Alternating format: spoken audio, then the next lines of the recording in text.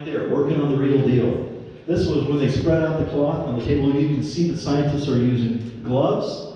Thank goodness so that they didn't hold the hands, put up their hands directly on the cloth. They would put their DNA on the cloth, right? Oh, can you imagine who else has held that cloth, by the way, over 2,000 years? Priests, kings, all sorts of people have basically touched that cloth. There's DNA of a lot of people on that cloth. But there it was, 1978, that's them going through that. By the way, Dr. Jackson, the last I talked to him, he was trying to purchase that very table that they were doing that on, so as a new exhibit that they are putting up in Colorado Springs at a church called St. Gabriel the Archangel. Really nice church, but they have a very nice exhibit of the shroud. If you ever want to go down there during the day, during the week, if the lobby is open, they have a beautiful exhibit of the shroud in their lobby that you can walk right up to. It belongs to Dr. Jackson. So. And by the way, Victory Fellowship is also probably one of the only other churches that I know in Colorado that has full-size replica of the Shroud of Turin. So congratulations, Clark. So, Clark, don't go to sleep on me. Okay, he's right. So, by the way, so this is them handling out. Now look at the scientific technique. Uh-oh. The guy's grabbed his cloth and he's pulling it up with bare hands. There's some DNA now going on the cloth. That's not good.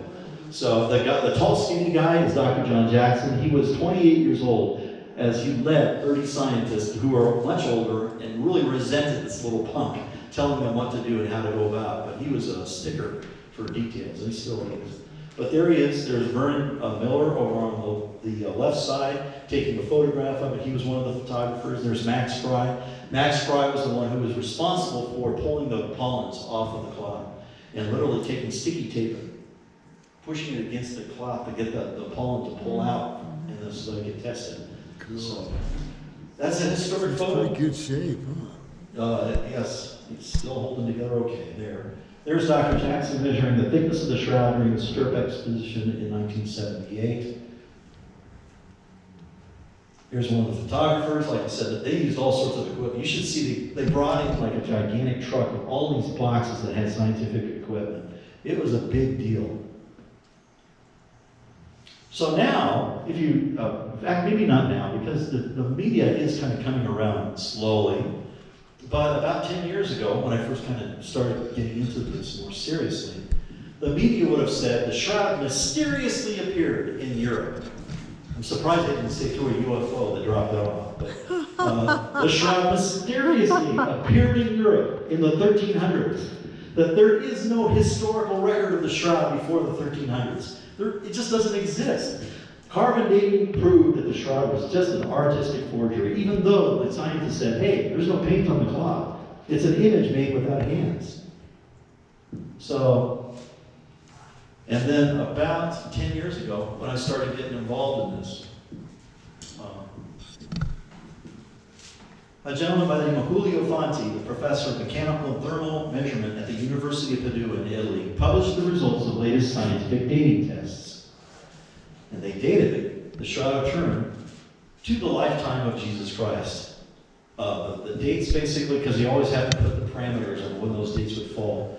280 BC to 220 AD, the time of Jesus Christ. Julio Fanti is certainly a mover and a shaker in the shroud science, by the way. A lot of the stuff that comes out of the shroud comes from that gentleman right there. He's now, if you were here, because he was here a couple of years ago, and I was kind of angry because they didn't call me, because I would love to have gone to Estes Park with him. But if you talk to him, he talks very much like this. It's very Italian. And it's so thick I could never understand it. But that's what he sounds like. And you can find him on the internet too. So the latest science basically came from the results of 3 new tests, 2 chemical and 1 mechanical. The first 2 tests use an FTIR, which is Fourier transfer infrared system using infrared light and Raman spectroscopy. Anybody a big scientist in here? I'll turn the microphone over to you at this point because I do not understand that stuff. The third test was a multi-parametric mechanical test based on 5 different mechanical parameters. All saying, hey, this dates to Jesus' lifetime. How many people heard about that back when that came out 8 years ago now? Because why? It was off the radar. People had moved on. Well, they said it was medieval.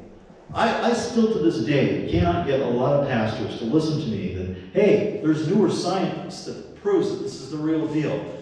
And they're just like, no, I'm not interested. I've got our Easter egg hunt coming up in a week, so. April of 2017. How many people were alive then? Everyone in this room.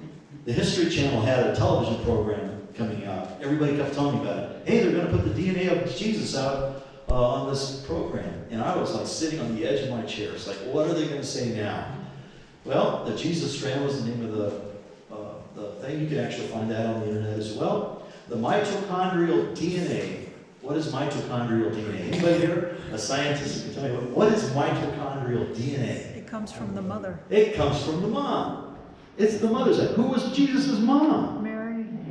Her blood DNA, who was in Jesus' blood, that was taken from the Shroud of Turin from Julio Fonte's lab, by the way, basically said that there is some DNA markers that are still showing up in the world today. Well, now that should get your attention. Does that mean that Jesus had kids running around? No.